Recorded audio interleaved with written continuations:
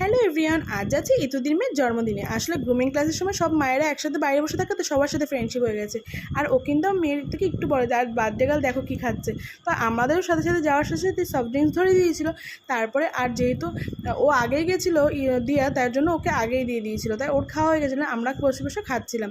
আর এখানে দেখো সমস্ত বাচ্চাদের নিয়ে একসাথে মানে সব মেয়েদের ওদের একসাথে দাঁড় করিয়ে একটু ফটো তুলে নিয়েছিলাম। আর এখানে এসে ড্রিঙ্কস খাওয়ার পর তারপর দিয়ে দিয়েছিল আমাদের কেক।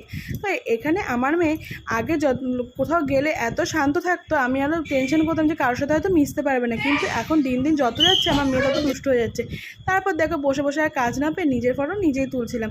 আসলে কাজ না থাকলে মানুষ যা করে, তাই নিজের ফটো একটু নিজে তুলছিলাম আয়না দিয়ে। আর এদিকে টানিয়ে চুল বেঁধেছে, আমাকে বলছে একটু দেখ তো কেমন লাগছে, তাই জন্য একটু ভিডিও করে দিয়েছিলাম ওকে। তো তারপর দেখো এখানে বাচ্চারা সবাই এক সাইডে বসেছে আর মায়েরা সব আমরা এক সাইডে বসেছি, যা খেয়েছে তাতেই শান্তি। তো তারপর আমরা খাওয়া দাওয়া করে যে যার মতন বাড়ি চলে আসলাম। তো ভিডিওটা কেমন লাগলো অবশ্যই কমেন্টে জানাটা।